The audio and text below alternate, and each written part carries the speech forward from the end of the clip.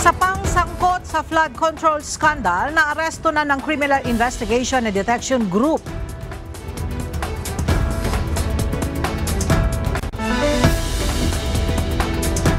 Quezon Province 3rd District Representative Reynante Arrogancia nanumpa na bilang resource person sa pagdinig ng Independent Commission for Infrastructure. Anti-Money Laundering Council muli naglabas ng asset freeze order laban sa mga personalidad na konektado sa flood control scandal.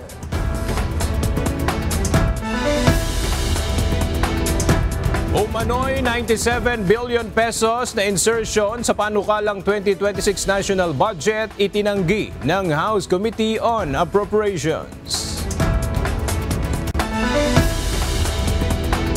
Bagyong Verbena lalo pang lumakas at isa ng severe tropical storm habang kumikilos patungo sa West Philippine Sea.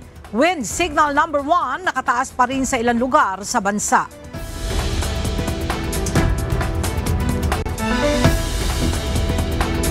Mga bansang Malaysia, Thailand at Vietnam nakaranas ng matinding pagbaha dulot ng walang tigil na pag-ulan.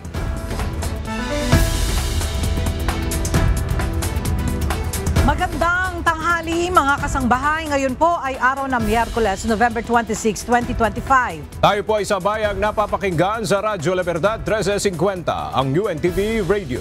At una sa mga balita ngayong tanghali.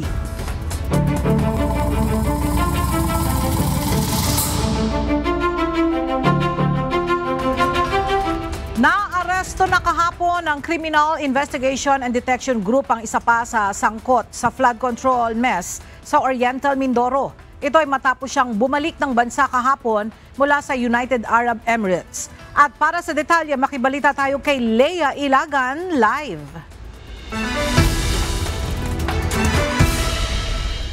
Leia, papaano na aresto ng CIDG itong DPWH official na ito?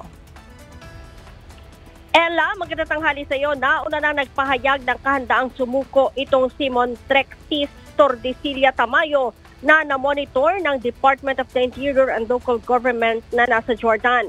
Kahapon nga, Ella, ay sinalubong na ito ng mga tauhan ng CIDG pagbaba sa eroplano mula United Arab Emirates. Dinala ito sa Campo Crame at isinailalim sa processing at documentation. Ella, si Tamayo ay isa sa akusado sa flood control mess sa Oriental Mindoro bilang dating officer in charge ng Planning and Design Division ng DPWH. Kaninang umaga, dinala ito sa Santigan Bayan kasama ang mga tauhan ng CIDG para ibalik ang warrant sa kasong malversation of public funds at graft. Bukod kay Tamayo, Ella, mayroon pang 7 hinahanap ang mga otoridad. Kabilang ang 3 pang nasa ibang bansa na kinabibilangan ng isang nasa New Zealand at isang nasa New York, habang hindi pa rin naman matukoy ng pamahalaan kung nasa ang bansa si Saldico.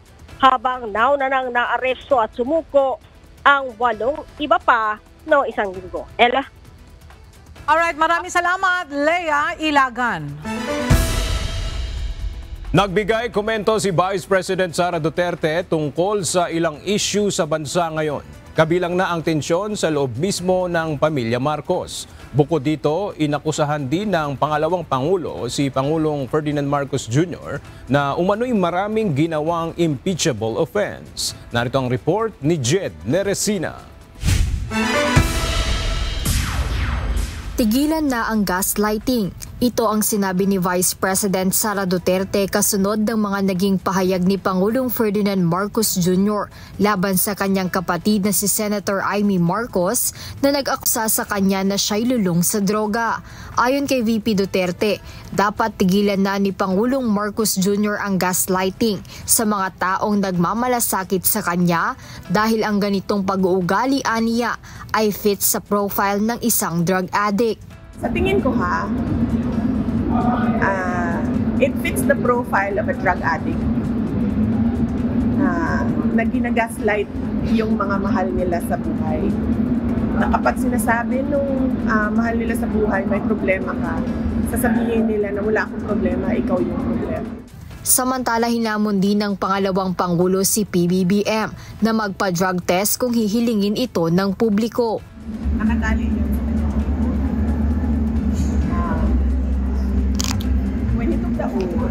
as president, he said, I consecrate myself to service. So, ibig sabihin nun, binibigay niya yung buhay niya sa bayan. So, ibig sabihin nun, ang nagmamayari ng buhay niya ngayon ay ang taong bayan. So, kapag sinabi ng taong bayan, gusto namin mag-protest ka, hindi ka pwede hindi. Dagdag ng Vice Presidente, handa siyang sumama rito upang magpa-drug test din. Huwag siyang matalala.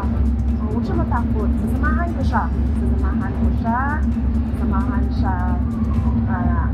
I'm sure sasamahan siya ni Senator Amy. Magpapadrug test din yun. Ako, kahit na konti na lang yung naiwan sa buhay ko, sige, magpapadrug test din ako. Huwag siyang matakot. Kasi para sa bayan naman yun. Bukod dito, inakusahan din ni VP Sara si Pangulong Marcos Jr. na umano'y maraming ginawang impeachable offense. Kabilang sa mga ito, aniya, ay ang paglagda niya sa General Appropriations Act o GAA na inilarawan ni VP Sara bilang pinakamahusay na ebidensya sa pagkakaugnay ng Pangulo sa mga budget insertion. Hindi ko na kailangan sabihin nakasali yung Pangulo dyan. Kasi kitang-kita naman natin, kanino bang pirma? Sasabihin na naman niya, hindi niya pirma yung nandoon sa GAA. Hindi. Ako yan. Hindi si Ferdinand Marcos Jr. ang pumirma dyan. Ang ebidensya ng kanyang participation is yung pirma niya sa GAA. Well, accountable siya because he allowed the insertions. So that is a culpable violation of the Constitution. Ipinunto rin ng Vice Presidente na violation to the Constitution ang pagpapahintulot sa pagpasok ng International Criminal Court o ICC sa bansa na dahilan ng pagkakadakip ni dating Pangulong Rodrigo Duterte. Samantala, itinuturing na betrayal of public trust naman ang hindi pagpayag ng Pangulo na sumailalim sa drug test. Sa ngayon, wala pang pahayag ang Malacanang kaugnay ng mga naging panawagan ni VP Duterte laban kay Pangulong Marcos Jr. Jed Neresina, UNTV News and Rescue. Diyos ang aming sandigan, serbisyo publiko ang aming pinahahalagahan. Kinwestiyon ni House Deputy Minority Leader at mamamayang Liberal Party List Representative Leila de Lima ang anyay patingi-tinging video na nagbitiw na kongresista at dating House Appropriations Panel Chairperson na si Zal Dico kaugnay ng anomalya sa budget at umano'y kickback system sa flood control projects ng pamahalaan. Isang resolusyon naman ang inihain ng Makabayan Bloc para makapagsagawa ng malalimang investigasyon ang Kamara sa mga alegasyon ni Ko at dating Public Works and Highways Undersecretary Roberto Bernardo. Ang detalye sa ulat ni Rosalie Coz. Hanggat hindi humaharap sa mga otoridad si Zal Dico, nagbitiw na kongresista at dating House Appropriations Panel Chairperson, hindi maiiwasang pagdudahan ng layunin nito. Yan ang pahayag ni House Deputy Minority Leader at mamayang Liberal Party List Representative Leila de Lima kasunod ng panibagong video na ini-upload ni Ko sa social media. Sa video, inaakusahan ni Ko si Presidential Son, House Majority Leader at Ilocos Norte 1st District Representative Sandro Marcos na nag-utos din umano sa kanyang magsingit ng mga proyekto sa pambansang budget. Gayon din ang aligasyon nitong nakausap niya ng direkta si Pangulong Ferdinand Marcos Jr. kaugnay ng budget insertions. Pero questionable para kay Congresswoman de Lima ang anyay patingi-tinging videos ni Ko. Kung kaya mo na maglahad ng defenses mo in accordance with the rule of law, in accordance with the rules of evidence, hindi po ganyan na patingi-tingi na video na hindi natin alam kung sino ang mga nasa likod niya. Bago ito, tinuligsa ni Congressman Sandro Marcos ang mga paratang ni Ko at tinawag itong destabilisasyon at hindi rebelasyon. Dagdag pa nito, batay sa Intel, may ginawa na umanong pakikipagkasundo si Ko sa mga makikinabang kung babagsak ang gobyerno. Hindi rin anya dapat magpabudol ang publiko kay Ko dahil isa itong kriminal na umiiwas sa hustisya. Pero ayon sa Makabayan lawmaker na si House Deputy Minority Leader at ACT Teachers Party List Representative Antonio Tino, hindi dapat gawing dahilan ng destabilisasyon para maisantabi ang mga pahayag ni Ko. Mas ang nangyayari dito, ginagamit na yung linyang destabilization para patahimikin ang testimonya or statements ni Zaldico, pati yung corroborating statement ni Yusek Bernardo. No, so cover up na po ang ginagawa at ngayon dumalapit na tayo sa aktual na panunupil kasi ginagamit na yung salitang destabilization. Bunsod nito, inihain ng Makabayan Block ang House Resolution No. 515 para makapagsagawa ng malalimang investigasyon ng Kamara sa mga seryosong alegasyon sa PBBM administration. Partikular na ang mga pahayag ni Zaldico at dating Public Works and Highways Undersecretary Roberto Bernardo. Rosa Licoz, UNTV News and Rescue. Diyos ang aming sandigan, serbisyo publiko ang aming pinahahalagahan. Umarap ngayong araw sa pagdinig ng Independent Commission for Infrastructure si Quezon Province 3rd District Representative Reynante Arrogancia. Kaugnay ito sa investigasyon ng independent body sa mga anomalya sa flood control projects. Mula sa Taguig City, makibalita tayo kay Jed Neresina live. Jed, anong inaasahang tatalakayin sa pagdinig ng ICI ngayong araw? Aga hindi nagkaroon ng pagkakataon ang media na makapanayam si Quezon Province 3rd District Representative Reynante Arrogancia bago siya humarap sa Independent Commission for Infrastructure o ICI. Ngunit kasama sa inaasahang matalakay sa pagdinig ngayong araw ay tungkol pa rin sa kontrobersyal na flood control projects. Kasama si Congressman Arrogancia sa mga binanggit ng mag-asawang Curly at Sara Diskaya sa nakaraang Senate Blue Ribbon hearing. Sa impormasyon mula sa komisyon, humarap at nanumpa na bilang resource person sa pagdinig ng ICI ang kongresista. Samantala binanggit din ng ICI na dumating na rin si Occidental Mindoro Lone District Congressman Leody Tariela. Ngunit wala pang detalyeng inilalabas ang komisyon kaugnay nito. Sa kabila ng sinabi ng ICI noong nakaraang linggo na ila-livestream o isa sa publiko na nila ang kanilang mga pagdinig, isinagawa ang pagdinig ng dalawang kongresista sa pamamagitan ng executive session. Aga ngayon ay nandito ang Makabayan Block upang formal na magsumite ngayong araw ng request sa Independent Commission for Infrastructure na imbestigahan yung mga bagong impormasyong na isiwalat kaugnay dito sa umano'y insertions and payment doon sa kickback mula sa 2025 national budget at mamayang hapon inaasahan din na magkakaroon ng filing sa Office of the Ombudsman ang ICI kasama naman ang DPWH kaugnay pa rin dito sa flood control projects controversies. Ayan muna update mula rito sa Taguig City. Balik sa iyo, Aga. Maraming salamat, Jed Neresina. Muling naglabas ang Anti-Money Laundering Council o AMLAC ng freeze order laban sa mga assets ng isang kasalukuyang mataas na opisyal mula sa isang independent constitutional body at isang dating halal na opisyal na may kaugnayan sa flood control scandal. Saklaw ng freeze order ang 230 bank accounts, 15 insurance policies, 2 helicopters at isang eroplano. Sa ngayon, umabot na sa 11.7 billion pesos ang kabuang halaga ng na-freeze na assets. At inaasahang tataas pa ito sa mga susunod na freeze orders. Ayon kay AMLAC Executive Director Matthew David, layon ng mga utos na ito na magsagawa ng mas malawakang investigasyon upang matuklasan ang posibleng money laundering na konektado sa mga flood control projects.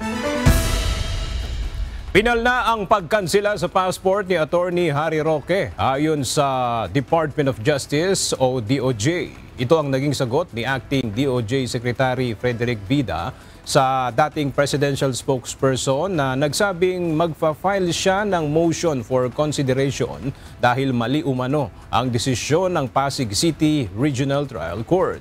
Ayon kay Justice Acting Secretary Frederick Vida, agad na nilang ipatutupad ang kautusan kahit na maghain pa ng mosyon si Roque sa desisyon ng korte.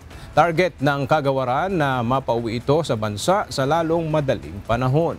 Nauna nang sinabi ni Attorney Roque na nagkamali ang korte ng desisyon. Tayo bilang law enforcement agency, bilang law agency, bilang taga-usig, may mga pamamaraan din tayo para makuha natin yung jurisdiction over him. Sa tingin ko, mali po yung reasoning ng hukuman. Ang sabi niya, ako daw, miski hindi ako tumakas dahil sa pagsampa ng kaso sa akin, wala naman daw ako sa Pilipinas at nang walang balidong dahilan, no? Ibig sabihin, unjustifiable daw yung aking pagkaalis sa Pilipinas at yung aking pag-iwas sa jurisdiction ng hukuman.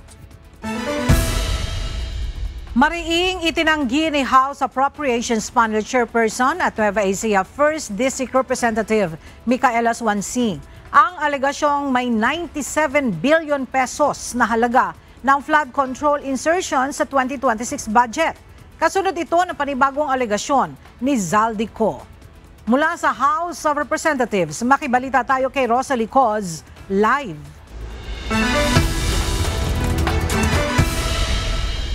Rosalie, ano ang detalye nitong sinasabing 97 billion pesos na insertion sa 2026 budget?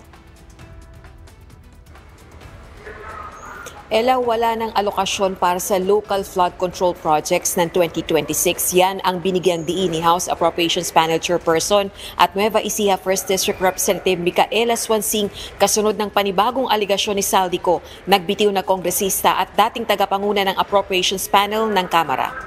Pahayag ni Ko, may panibago umanong insertions na nagkakahalaga ng 97 billion pesos sa 2026 budget. Pero ayon kay Congresswoman Swansing, walang maituturing na insertion sa National Expenditure Program dahil ito ang bersyong isinumite ng Executive Branch sa Kongreso, ang tinatawag na President's Budget. Pakinggan natin ang pahayag ni Zaldico at ni Congresswoman Micaela Swansing.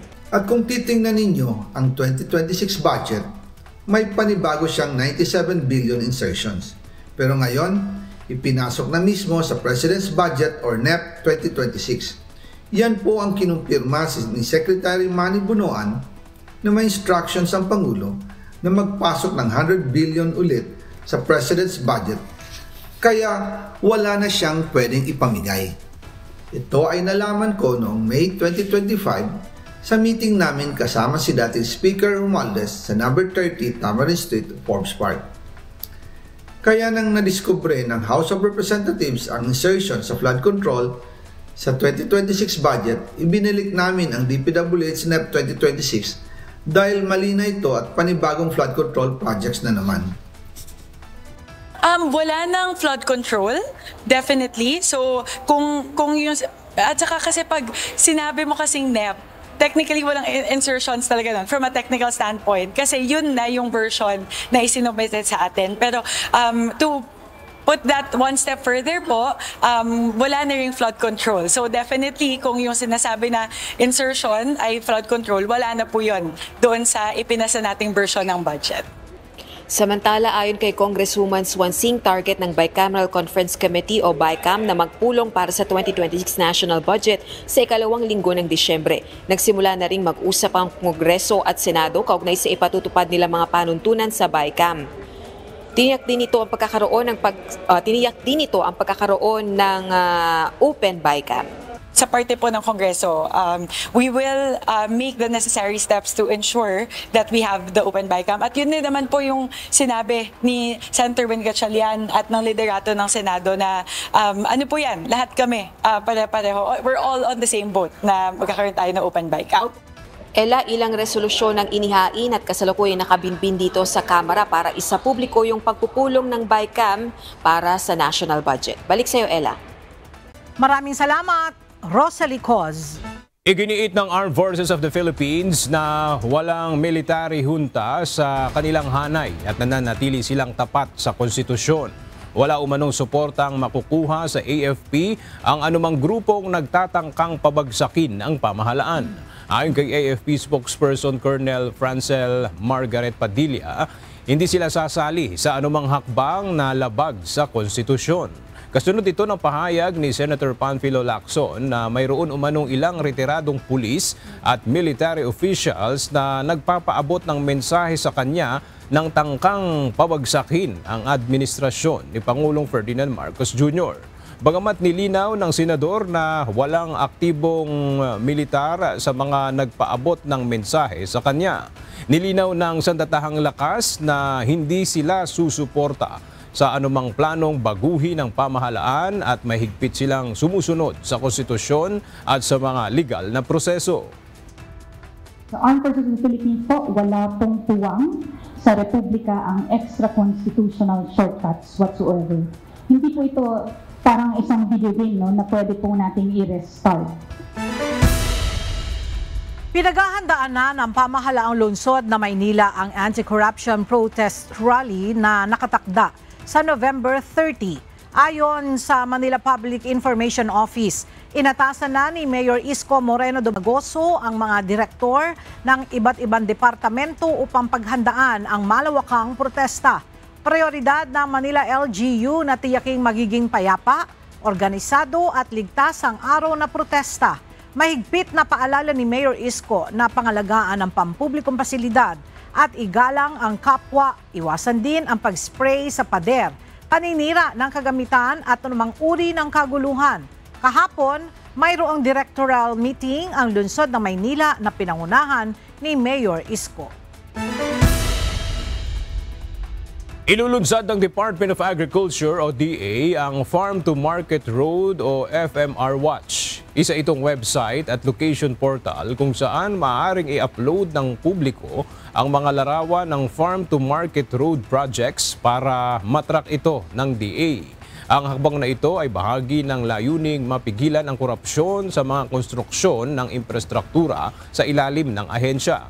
Inihikayat ng ahensya ang mga magsasaka, lokal na pamahalaan at mga ordinaryong mamamayan na tumulong sa pagmomonitor ng mga Farm to Market Road project.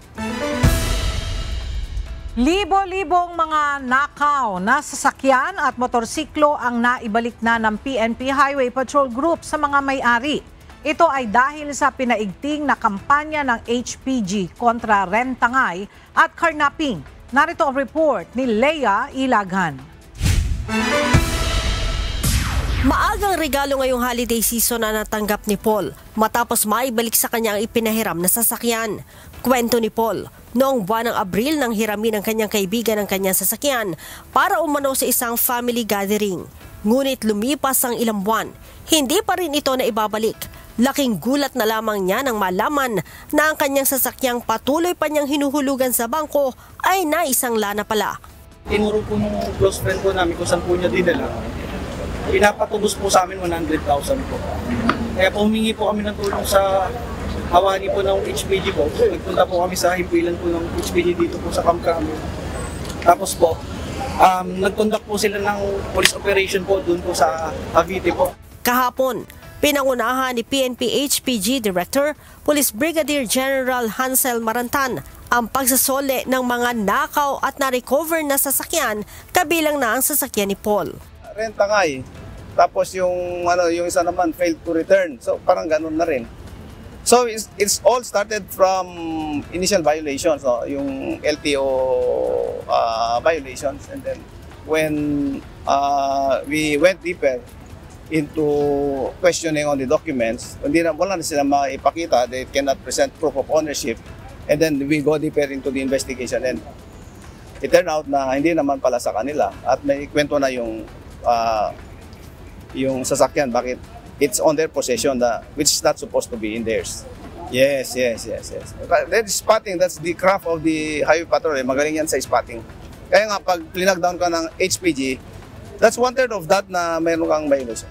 Base sa datos ng HPG, mula Setyembre hanggang ngayong buwan, halos 9,000 motorsiklo at 2,000 sasakyan na ang naibalik sa mga may-ari nationwide. Samantala, sinira din ng HPG ang humigit kumulang 18,000 na blinkers, wangwang at mufflers na nakumpiska sa kanilang mga operasyon sa buong bansa. Ayon kay Marantan, karaniwan sa mga ito ay mula sa mga pribadong sasakyan na iligal na gumagamit ng blinkers at wangwang upang makaiwas sa trapiko. Those are the pain points na sinasabi ni Presidente, no? Natanggalin yung mga pain points, at least on the highways. Kasi one blinker there, yan ang panggugulang na sa kalye. Imagine mo yan, kung yan, nasa 500 yan to 1,000. So, 1,000 ang nanggulang sa kalye ngayon. Parang ganun, that's the interpretation. So, we are removing all those kind of pain points in those days para maging parehas tayo diyan sa kalye. Kaugnay nito, sinabi ng HPG na sunod nilang tututukan ang mismong source at nagbibenta ng ipinagbabawal na blinkers, wangwang at iba pang illegal na accessories ng sasakyan.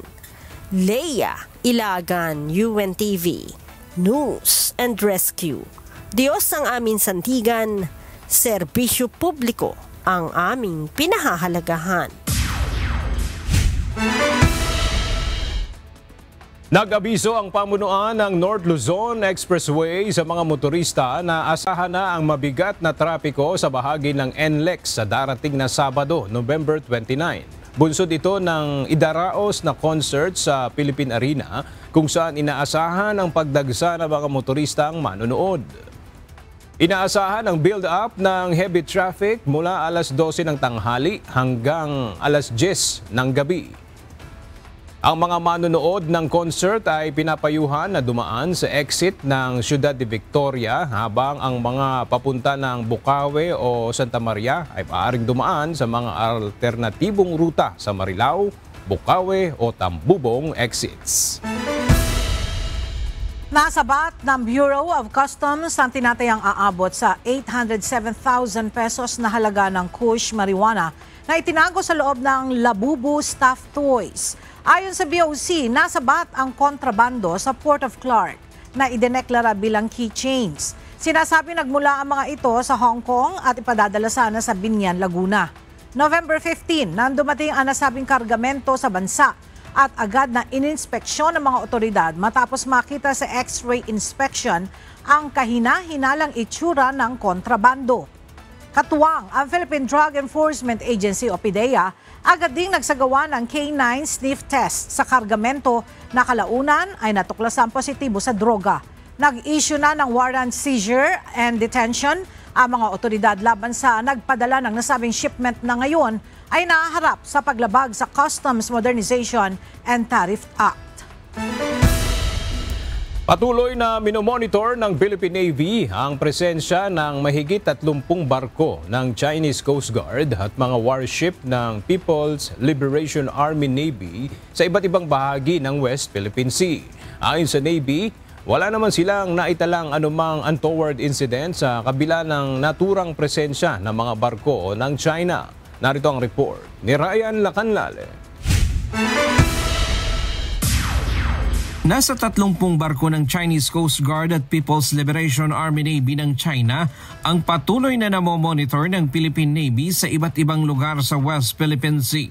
Kabilang dito ang 4 na PLA Navy ship sa Baho de Masinloc at 8 Chinese Coast Guard vessel. Mayroon ring isang PLA Navy warship at 6 na Coast Guard vessel sa Ayungin Shoal. Habang isang PLA Navy at 5 Chinese Coast Guard ship naman ang nasa Escoda Shoal. Samantalang may 5 Chinese Coast Guard vessel sa Pag-asa Island. Ayon sa Philippine Navy, nawawala ang mga barko sa West Philippine Sea kapag mayroong sama ng panahon, lalo na't inaasahang dadaan sa lugar ang bagyong Berbena.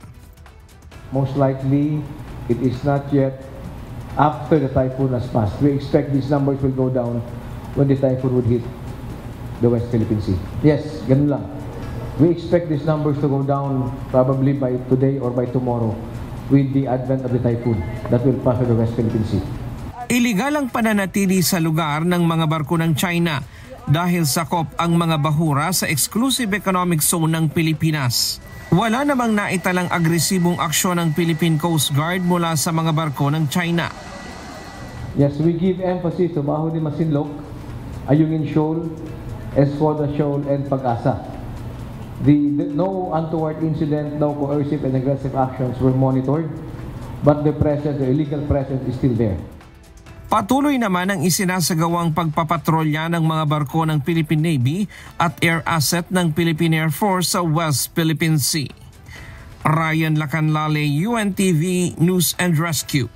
Diyos ang aming sandigan, serbisyo publiko ang aming pinahahalagahan.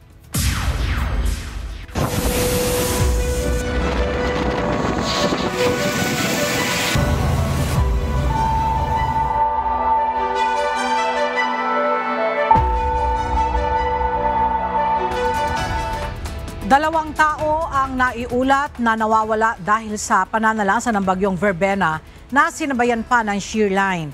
Base sa latest report ng National Disaster Risk Reduction and Management Council o NDRRMC, sa ngayon, wala pa namang naiulat na nasawi o nasugatan bunsod ng kalamidad, habang aabot sa mahigit 275,000 na mga individual o katumbas ng mahigit 78,000 na mga pamilya ang apektado ng masamang panahon. Samantala, aabot sa 131 mga lugar ang naiulat na binaha, kung saan may 75 bahay ang nasira ng kalamidad. Hindi na madaanan ang ilang kalsada sa bayan ng San Vicente sa Palawan matapos itong masira bunsod ng pananalasa ng bagyong Verbena. Dahil dito, nanawagan ng tulong ang ilang mga residente sa lokal na pamahalaan na maiayos agad ang nasirang kalsada. Para sa detalye, narito ang report ni Andy Pagayona live. Andy, patuloy pa rin ba ang mga pagulan dyan? Yes, tama ka dyan, Aga. No? At dito nga sa kinalalagyan natin ngayon sa Taytay, Palawan ay may mga pabugso-bugso pang ulan gaya rin sa ilang munisipyo sa Palawan. Yung lakas ng ulan ay mas malakas sa kagabi kumpara ngayong araw. At ilang kalsada nga yung hindi pa rin madaanan ng mga motorista dahil sa nasira ito dala ng tubig baha bunsod nga ng bagyong Verbena. Sa post ng isang netizen, makikitang sira ang kalsada sa may barangay New Canipo sa bayan ng San Vicente, Palawan at hindi madaanan ng mga sasakyan. Tanging motorsiklo lamang ang maaaring dumaan, subalit kinakailangan itong pagtulungang itulak para makatawid. Sa barangay Port Barton naman sa bayan ng San Vicente ay maputik ang kalsada at pahirapan din sa pagdaan ang maliliit na sasakyan. Sa post naman ng LGU San Vicente, hindi mo na pinapadaanan ang bahagi ng Itabiac Road dahil sa landslide. Samantala, nananatiling suspendido ang mga biyahe ng maliliit na sasakyang pandagat sa bahaging norte ng Palawan dahil sa malalaking alon. Kanselado rin ang ilang island tour sa ilang sikat na pasyalan sa lalawigan. Samantala, sa pinakahuling update ng Emergency Operations Center o EOC ng Palawan, aabot pa rin sa 257 na pamilya ang apektado na bagyong Verbena sa ilang bayan sa Palawan. Yan muna ang ating update. Balik sa iyo, Aga. Maraming salamat, Andy Pagayona. Lumakas at bumilis pa ang bagyong Verbena habang papalayo ng kalupaan ng bansa. Asahan pa rin ang mga pag-ulan sa ilang bahagi ng Luzon dahil sa shear line at northeast monsoon o amihan.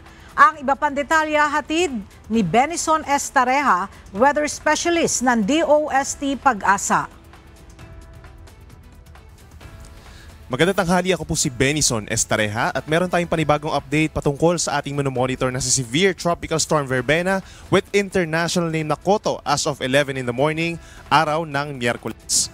Huling namataan ng bagyo, palayo po ng ating kalupaan at around 310 kilometers east-northeast ng Kalayaan sa Palawan. Lumakas pa ito from 85 kph, naging 95 kilometers per hour na at nasa severe tropical storm category. Pero yung magandang balita, lumalayo po ito sa ating kalupaan. May pagbugso hanggang 115 kilometers per hour at bumibilis din westward at 35 kilometers per hour palayo nga sa ating kalupaan.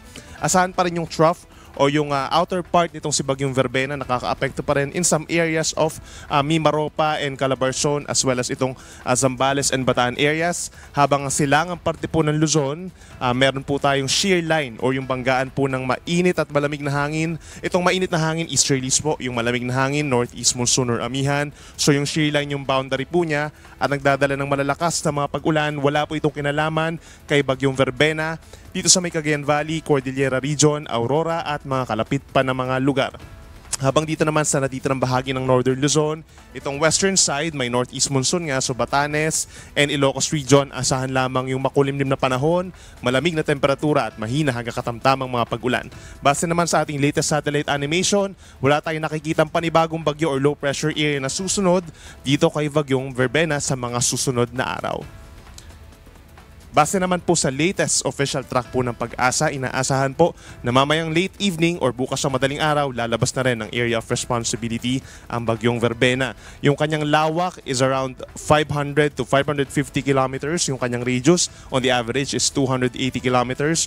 So kung susumahin po natin yung kanyang lawak, hindi na nakakaabot dito po sa ating kalupaan itong bagyo. No? Subalit patuloy ang pag-approach niya dito sa may Kalayaan Islands, itong mga isla po na sakop ng bansang Pilipinas. At exit nga po niya is either tonight or tomorrow early morning.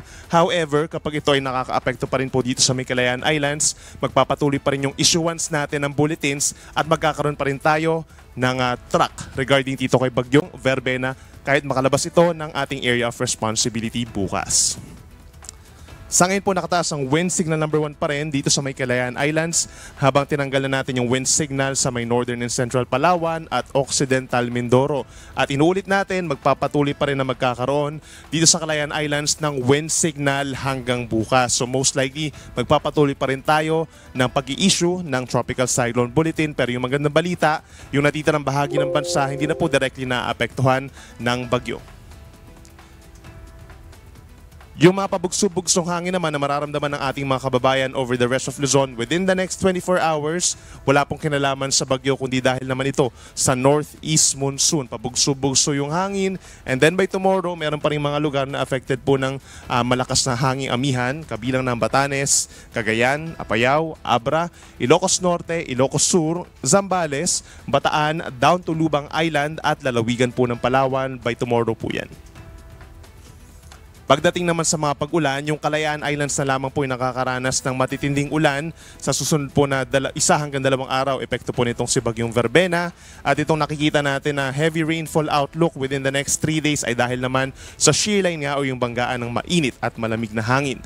Pinakamalalakas yung mga pag-ulan within the next 24 hours or hanggang bukas ng tanghali sa may Apayao and Cagayan, mataas pa rin ang tsansa ng mga pagbaha at pagguho ng lupa. Yung mga pagbaha o yung pag-apaw ng mga ilog associated yan dito sa may areas po ng Cagayan River kung saan yan yung pinamalaking river sa ating bansa. 50 to 100 mm naman yung posibleng dami ng ulan hanggang bukas ng tanghali sa may Kalinga, Isabela and Aurora. Nandyan pa rin yung mga localized flooding or hindi naman malawakan ng mga pagbaha at pagguho ng lupa. Depende po sa inyong lugar, lalo na yung malalapit po sa mga kabundukan o mataas ang tsansa po ng mga pag-ulan doon sa may Sierra Madre Mountains and Caraballo Mountains. Then pagsapit bukas at sa darating po na Sabado, Friday and Saturday, actually magkakaroon pa rin ng mga pag-ulan dito sa parting Cagayan Valley and Cordillera region. Epekto pa rin po yan ng shear line. So halos similar yung assessment natin beyond 24 hours. So from the 24 to 48 hours at yung 48 to 72nd hour, asahan po yung matataas na tsansa ng mga pag-ulan pa rin dito sa Cagayan. So 2 araw pa rin po magkakaroon ng mga pag-ulan. 100 to 200 mm per day. 50 to 100 mm naman po ang posibleng mga pag-ulan simula po bukas ng tanghali dito sa may Apayao and Isabela provinces. Knowing na saturated na po yung lupa doon sa mga areas na yun, no? Dito sa may, hindi lang dito sa areas na to, no? Kundi maging sa buong Cordillera region, Cagayan Valley, dito sa may Aurora, mga nearby areas pa.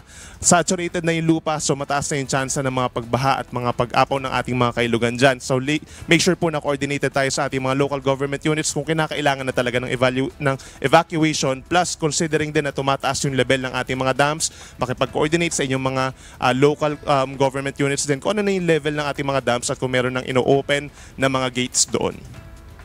Para naman sa ating gale warning, posible pa rin hanggang 5.5 meters or halos 2 palapag po ng gusaling taas ng mga pag-alon. Epekto yan ng amihan kung dito sa may Northern Luzon at yung Kalayaan Islands, epekto ng bagyong Verbena. So yung hanggang 5.5 meters, posible sa may Batanes, Cagayan, kabilang ang Babuyan Islands, Ilocos Norte, Ilocos Sur, La Union, hanggang dito sa may western portion of Pangasinan, mataas ang mga pag-alon.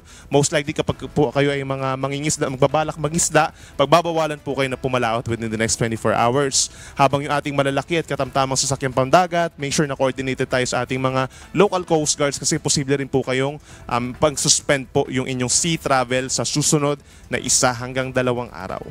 At yan muna latest mula dito sa Weather Forecasting Center ng Pag-asa. Ang next update natin ay mamayang alas 5 ng hapon. Ako muli si Benison Estareja. Mag-ingat po tayo. Patuloy na nadaragdagan ang bilang ng mga babae sa Cordillera Region na nagsusumbong na sila ay biktima umano ng karahasan. Ayon sa Department of Social Welfare and Development CAR, bagamat ikinalulungkot nila ang impormasyon, magandang development naman ito para sa kanila. Ang detalye ng balita ihahatid ni Grace Doctolero live. Grace, gaano kalaki ang itinaas ng bilang ng kaso ng karahasan laban sa kababaihan na naitatala dyan sa Cordillera? Yes, Aga, magandang tanghali. Malaki ang itinaas ng kaso ng karahasan dito sa Cordillera ayon sa DSWD CAR. Pero positive ito para sa DSWD CAR kasi open na ang mga babae na mag-report.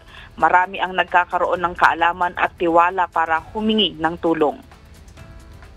Sa paglulunsad ng 18th Day Campaign to End VAW, ipinakita ng DSWD CAR ang data ng mga kaso sa rehiyon. Pabago-bago ito taon-taon pero mas dumadami ang naglalakas loob mag-report.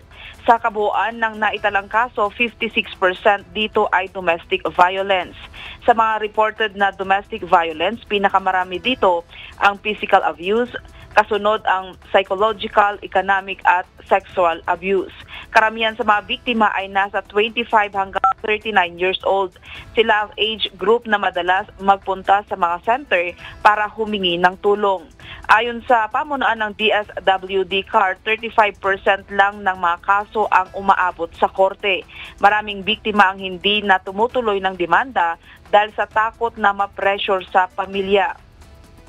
Ayon kay Assistant Regional Director Cecil Basawil, ang pagwawakas ng karahasan sa kababaihan ay hindi lang trabaho ng isang agency. Kailangan ito ng kooperasyon ng lahat sa kabilang ang pamilya, komunidad at pamahalaan. May mga center ang DSWD CAR tulad ng Regional Haven na tumutulong magbigay ng emotional, economic at psychological support. May mga private center din na katuwang sa pag-aalaga sa mga biktima. Ang 18th Day Campaign to End VAW ay tatakbo mula November 25 hanggang December 12. Layo nitong palakasin ang action plan para o laban sa karahasan at hikayatin ang kabataan at mga kalalakihan na magsalita at tumindig laban sa pang-aabuso. Yan muna ang balita mula dito sa Baguio City. Balik sa iyo, Aga. Maraming salamat, Grace Doctolero.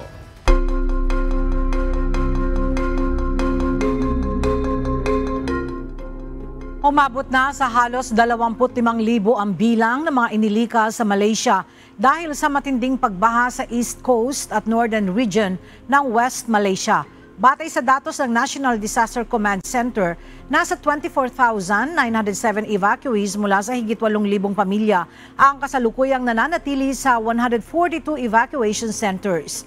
Nakabalik na rin sa bansa ang mahigit 6,300 Malaysian na na-stranded sa Hat Yai, Thailand matapos maapektuhan ng matinding pagbaha sa lugar. Nakaranas na matinding pagbaha ang Thailand at Vietnam dulot ng walang tigil na ulang dala ng Northeast Monsoon. Sa Thailand, 13 ang naiulat na nasawi at tinatayang 800,000 bahay ang apektado. Sa Vietnam, umabot na sa 90 ang naitalang nasawi sa serye ng pagbaha. Isang tornado ang nanalasa sa Houston area, partikular sa Harris County noong Lunes na nagdulot ng pinsala sa mahigit 100 bahay at nagpabagsak ng maraming puno.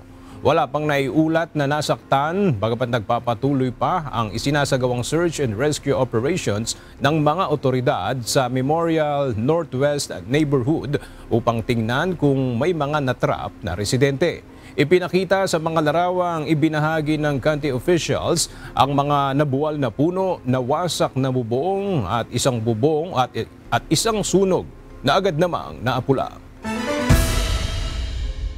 Sinampahan ng 19 na State Attorney General at 2 gobernador ang Trump administration dahil sa policy changes na layong bawasan ang pondo para sa permanent housing na nakalaan sa mga nakararanas ng homelessness sa Estados Unidos. Layo ng pagbago o o pagbabago na alisin sa permanent housing assistance ang pondo para mailipat sa temporary transitional housing assistance at i-deny ang pondo para sa mga organisasyong kinikilala ang existence ng transgender at non-binaries.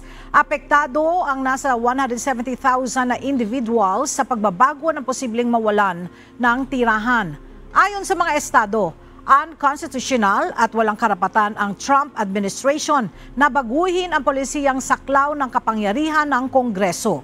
Ayon naman sa White House, kinakailangan ng pagbabago dahil hindi epektibo ang House First policy nang walang kasamang mandato na magtatrabaho ang recipients. Nag-issue na ang South Bangkok Criminal Court ng arrest warrant para kay Ann Jacapong na dating co-owner ng Miss Universe organization matapos itong hindi dumalo sa nakatakdang pagbasa ng hatol sa kasong fraud na nakasampa laban sa kanya. Ayon sa korte, hiningi ng akusado ang investment bonds na nagkakahalaga ng 30 million baht sa kabila ng kakulangan niyang bayaran ito. Ipinawalang bisa ng korte ang kanyang bail bond. Pinatawa ng multa ang guarantor sa loob ng 15 araw at nireschedule ang susunod na pagbasa ng hatol sa December 26. Kasabay nito, lumabas ang mga ulat na si Jacapong ay nasa Mexico at nag-convert ng malaking halaga sa cryptocurrency. Mariin namang itinanggi ng kumpanyang pag-aari ni Jacapong na JKN Global ang mga akusasyon at tinukoy ang economic slowdown at cash flow discrepancies na dahilan kaya hindi pa nababayaran ang mga utang. Nakiisa ang Members Church of God International o MCGI sa imbitasyon para sa taunang Ghana Blood Donors Day. Kasabay nito ay nakapagsagawa rin ng blood donation at optical mission ang MCGI sa naturang event. Narito ang report ni Nancy Rivadinera.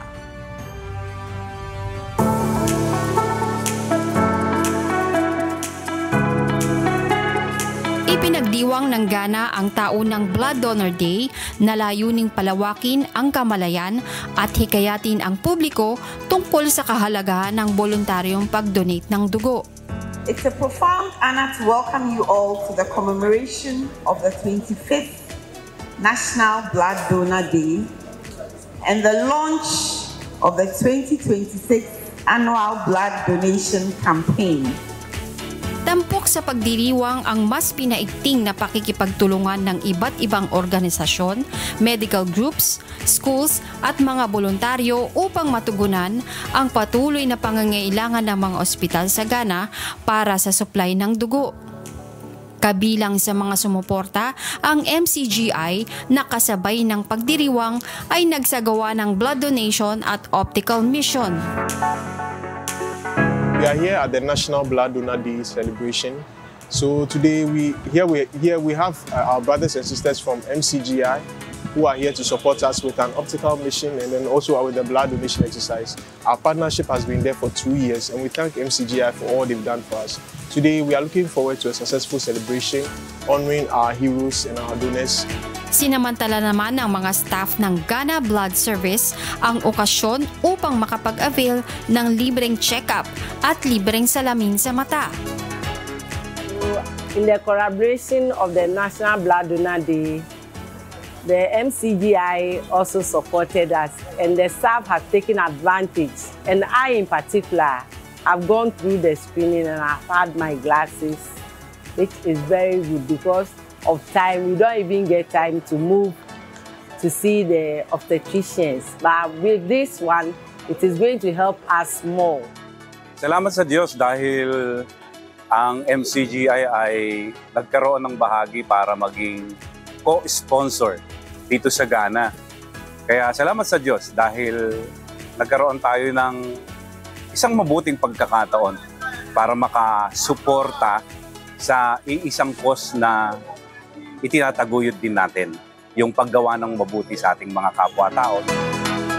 Nancy Rivadinera, UNTV News and Rescue, Diyos ang aming sandigan, serbisyo publiko ang aming pinahahalagahan.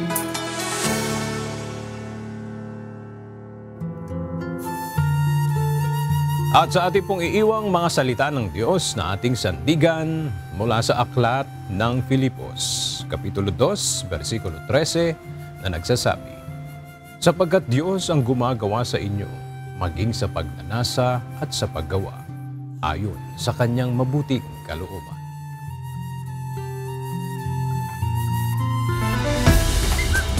At yan ang mga balitang aming tinutukan at inaksyonan. Dahil sa aming pagbabalita, una ang pagkalinga sa kapwa. UNTV CE News, may balita saan mang panig ng daigdig. At dito sa UNTV, Diyos ang aming sandigan, serbisyo publiko ang aming pinahahalagahan. Magandang tanghali.